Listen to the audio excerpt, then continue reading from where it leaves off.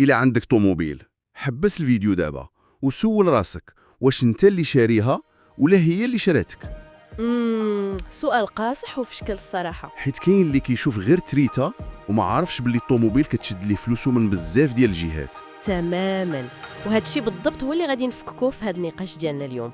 غير باش نوضحوا واحد القضية من الدقة الأولى، حنا هنا راه ماشي باش نشيطنوا الطوموبيلات. النيشان ماشي كنقولوا للناس بلي راه الطوموبيل شي حاجة خايبة ولا غير ضياع ليه الفلوس. بصح، حيت الواقع هو أن في المغرب الطوموبيل في بزاف ديال الحالات ماشي رفاهية نهائيا، هي ضرورة. يعني ضرورة باش الواحد يمشي لخدمته، يدي ولادو المدرسة، يخرج مع العائلة. والأهم من هاد الشيء كامل باش يتفادى ديك المعاناة اليومية ديال الوقوف في المحطات وتسنى طوبيس ولا الطاكسي. داكشي اللي كاين، داك الطاكسي اللي يقدر يجي ويقدر ما يجيش، وستريس ديال الطريق. ولكن حبس هنا، واخا الطوموبيل ضرورة، المشكل كيبدا في ديك اللحظة اللي الواحد كيقول فيها ديك الجملة الشهيرة: أنا نقدر على التريتا. هذيك الجملة هي الساروت ديال المشاكل. ملي الواحد كيطيح في هاد الفخ، هنا فين كتبدا تبان ديك الضبابة المالية. حيت الصراحة الشركات ديال القروض والوكالات ديال السيارات فهموا السيكولوجية ديالنا مزيان. متفقة معاك 100%. راه هما ما كيبيعوش ليك طوموبيل ب 30 مليون، هما كيبيعوا ليك طريطة ديال 2000 درهم. كيركزوا لك على داك الرقم الصغير باش الدماغ ديالك يتقبلوا بسهولة، فهمتي؟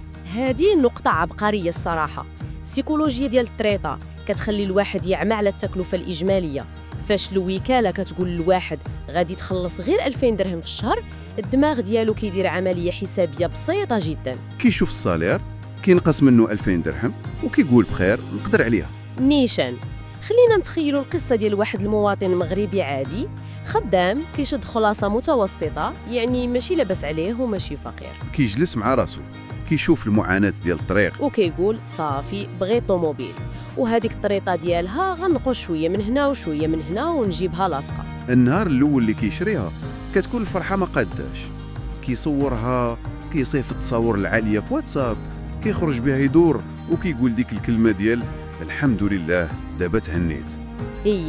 كيحس براسو بحال يلاه تخلص من واحد العبء كبير، كيسحاب ليه بلي المشكل ديال النقل تحل بصفة نهائية. وهذيك الفرحة راه مشروعة ومفهومة، ولكن المشكل هو أن داك الإحساس ديال تهنيت كيكون مؤقت بزاف.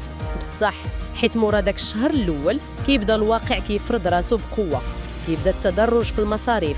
أول صدمة خفيفة كتكون هي المازوت، ياك؟ تماماً.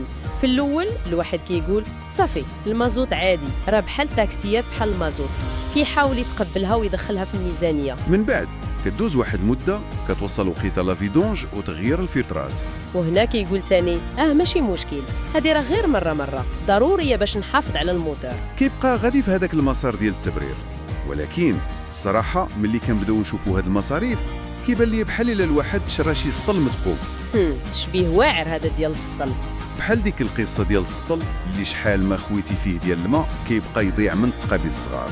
تريتا هي داك الماء اللي كتخوي من الفوق، ولكن المازوت لافيدونج والبياس اللي كيخسر هما دوك التقابي اللي كيخليو الميزانية كاملة تسيل بلا ما يعيق.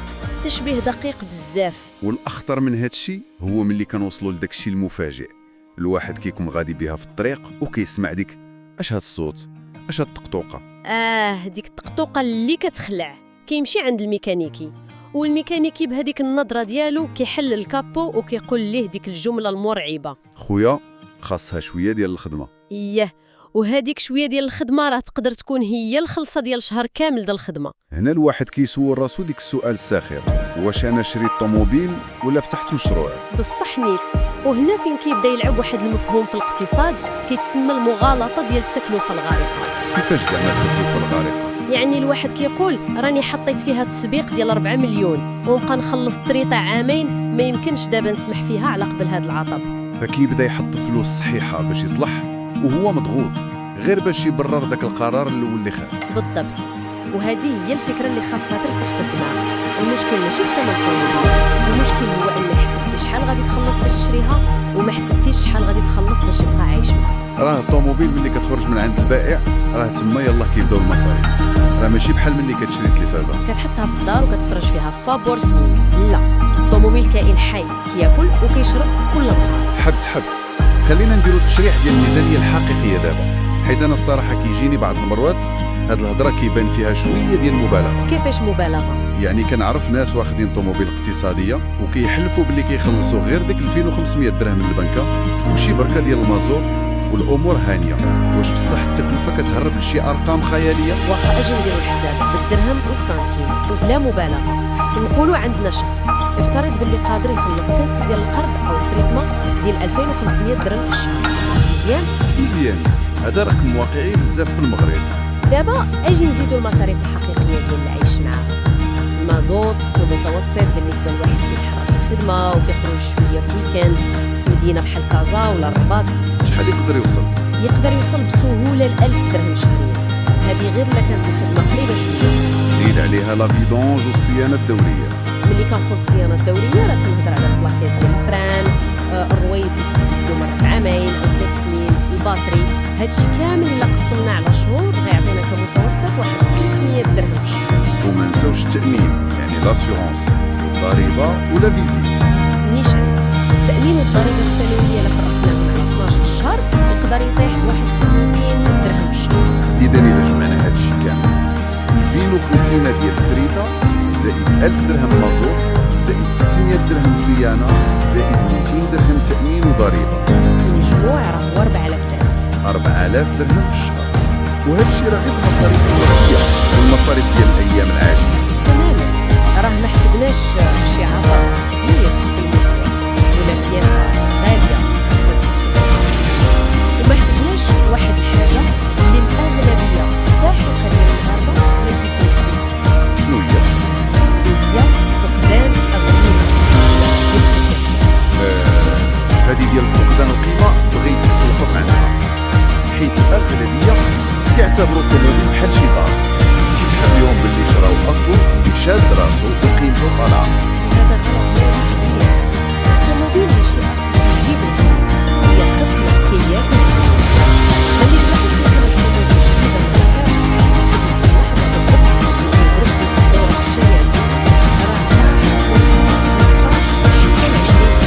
يا لطيف غير حتخرجها من الباب. يعني إذا شريت 20 مليون ديك 4000 درهم ولا 4 المليون طارت في الهواء، تبخرات. ملي كنزيدوا هذا النقصان ديال القيمه على ديك 4000 درهم ديال المصاريف كيبان لينا باللي الطوموبيل كتاكل واحد الجزء مرعب من الثروه ديال الواحد عبر السنين. متفقه معاك، وهذا الشيء كيدينا لواحد المفهوم قاصح ديال تكلفه الفرصه البديله. تخيل معايا كون ديك 4000 درهم كامله او غير ديك 1500 درهم اللي زايده على التريتي، كون كان الواحد كيستثمرها كل شهر في شي حاجه اللي كتطلع في الثمن. بصح بحال شي بقعه ارضيه صغيره مع الوقت ولا اسهم ولا غير دايرها في شي حساب ديال التوفير كيجيب ليه ارباح.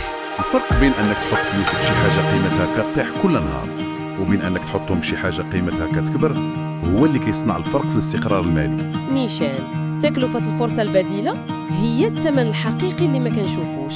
دابا الا عندك طوموبيل وقف الفيديو لحظه، حسب غير هاد الشهر تريتا مازوت لافيدونج واي مصروف خرجه، جمعهم ومن بعد رجع كمل. هاد التمرين راه ملي كيدار بورقه وستيلو كيخلق صدمه للمغاربه. بصح كتلقى الواحد كيتخلص 8000 درهم والطوموبيل واكله ليه 4000 درهم، يعني النص ديال المجهود ديالو، النص ديال الساعات اللي كيخدم في النهار غاديه غير في داك الحديد. وهنا كيطرح واحد السؤال عميق، علاش الناس كيكملوا في هاد الدوامه؟ علاش كيتجاهلوا هاد الحسابات قبل ما يشري؟ الجواب هنا كيبان ليا عنده علاقه بالجانب النفسي والاجتماعي اكثر من الجانب المالي. المظاهر الاجتماعيه الصراحه كتلعب دور كبير. المجتمع ديالنا كيلعب دور خطير في هذا الشيء. الواحد ملي كيشوف شي شخص دايز في شي طوموبيل زوينه نقيه كتلمع اوتوماتيكيا كيقول في خاطرو واو هذا مرتاح. كنفترضوا باللي داك السيد عايش في واحد الرفاهيه ماليه خياليه وباللي اموره كلها مقاده. الطوموبيل في المجتمع ديالنا ولات هي البطاقه ديال التعريف اللي كتقول للناس شوفوني راني واصل. وهذاك هو الوهم الكبير، حيت المجتمع كيحكم غير باللي كيشوفوا الطوموبيل، كيشوفوا الكروم كيلمع، كيشوفوا اللوغو ديال الماركه، ولكن ما كيشوفوش داك الثمن النفسي والمالي الخفي اللي كيتخلص كل شهر باش تبان ديك الصورة. متفقة معاك، ما كيشوفوش باللي هذاك السيد اللي كيبان مرتاح راكب في طوموبيلته يقدر يكون كيقطع من اساسيات حياته الاخرى. شحال من حاجه كيأجلها في الدار، شحال من مرة كيقول للولاد بلاتي هاد الشهر مزير، شحال من عطلة كتلغى غير باش ما يطيحش في مشكل مع البنكة، ولا باش ما توقفش به الطوموبيل وتفضحو قدام جيرانه. ولكن واش في هاد الحالة خصنا نلومو الطوموبيل حيت هي اللي دمرت الميزانية؟ واش هي المشكل؟ لا، اللوم عمره ما كيكون على الطوموبيل. الطوموبيل راه غير آلة، وسيلة ديال النقل.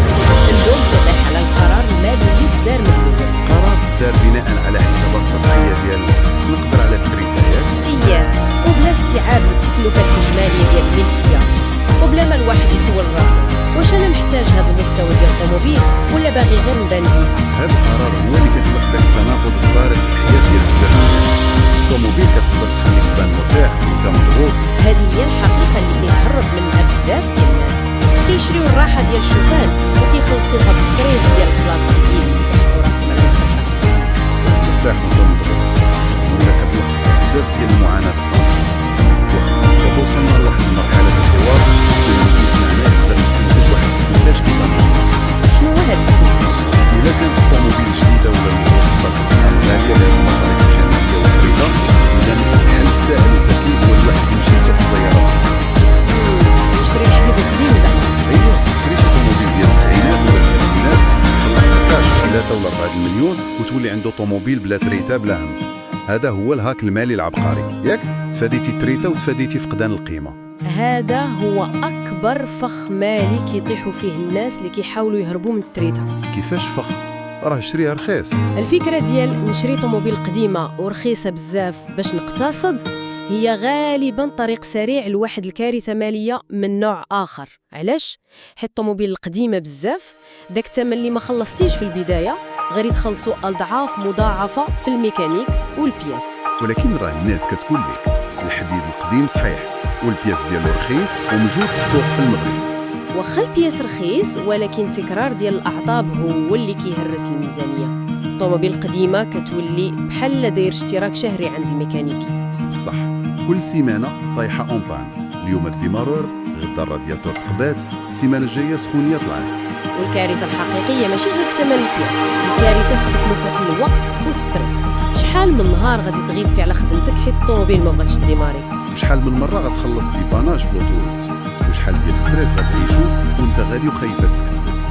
نيشان الطوموبيل رخيصة كتولي تاكل لك وقتك وأعصابك وفلوسك بالتقسيط الممل. في المقابل تقدر تشري طوموبيل متوسطة أغلى شوية ولكن بحالة جيدة جدا، ومصاريفها الجانبية ديال الإصلاح كتكون شبه منعدمة وكتعطيك راحة البال. يعني داك الثمن اللي كيكون مدفوع في الإعلان ديال البيع راه عمره ما كيعكس الثمن الحقيقي اللي غتخلصوا عليها على المدى الطويل. هادشي كيرجعنا لنفس النقطة، خصنا طريقة صحيحة، شي قاعدة رياضية ولا مالية اللي يقدر الواحد يطبقها دابا. كاينة قاعدة مالية معروفة كتسمى قاعدة 10%.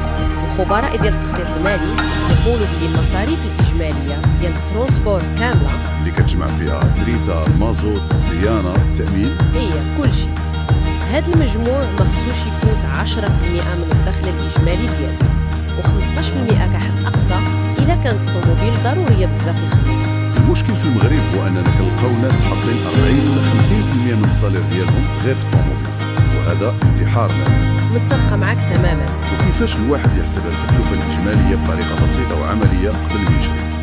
القاعدة العملية هي هذه: قبل ما الواحد يقرب لأي وكالة ولا يسوق في شي سوق خاصو يحبس من داك السؤال القديم ديال شحال غتدفع ويبدلو بسؤال شحال غادي تخرج عليا في الشهر كامل.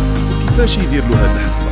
الحسبة سهلة، كتاخد تريطة كتزيد عليها متوسط المازوت اللي غتحتاج في الشهر، كتزيد عليها مصاريف الصيانة السنوية مقسوم على 12. لا فيدونج والبياس اللي كيتبدل ديما زعما. اييه، وكتزيد التأمين والضريبة حتى هما مقسومين على 12. يعني كنردو كاع المصاريف السنوية المصاريف الشهرية باش تبان لينا الصورة واضحة وكاملة فهداك الشهر شحال خصو يخرج. تماما، ولكن كاين واحد العنصر حاسم اللي الأغلبية كينساوه وهو اللي كيريب لهم الحساب كامل. شنو هو هذا العنصر؟ خاص ضروري تجمعها في أرقام كاملة تزيد عليها واحد 10% إضافية احتياطي ديال الطوارئ. احتياطي ديال الطوارئ، علاش؟ حيت الطوموبيل ما كتعلمش مولاها قبل ما تخسر، الطوموبيل ما كتدقش الباب وتقول اسمح لي راه غدا غادي نخسر في الطريق باش عندك شي حاجه، كتطيح رومبان في اسوء الاوقات. بصح ديما كتجي في الوقت اللي كتكون فيه مزيان. هذيك 10% اللي كتحط فيها كل شهر هي اللي كتحميك من داك الضغط النفسي اللي كتوقع شي حاجه مفاجئه وما كتحتاج تمشي للسلك باش تصلح الطوموبيل. القرارات المالية الصحيحة عمرها ما كانت خاصة بالثمن اللي كنديرو هذا الشيء. القرارات كتقاس بالثمن اللي غادي يبقى مرافقنا لازمنا لسنوات من بعد.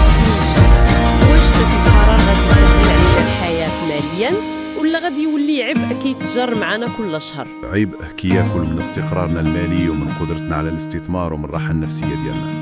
هادشي علاش التحليل المسبق والصراحة مع الذات والابتعاد على الضغط ديال المظاهر هما أهم خطوات. متفقة معك 100%، وهذا الشيء اللي خصنا نخرجوا به من هذا النقاش. الفلوس ماشي هي غير شحال كندخلو، الفلوس هي كيفاش كنسيرو داكشي اللي كندخلو، والطوموبيل هي من أكبر الامتحانات اللي كيبينوا واش الواحد عنده ذكاء مالي ولا غير متبع العاطفة. ماشي كل طوموبيل رخيصة كتكون رخيصة بصح. خلاصة واعرة هادي وفي الصميم. شحال كتخرج عليك طوموبيل في الشهر؟ ما بغيتش الطريطة، بغيت الرقم الحقيقي. سؤال اللي خص كل واحد يطرحه على راسو اليوم قبل غدا.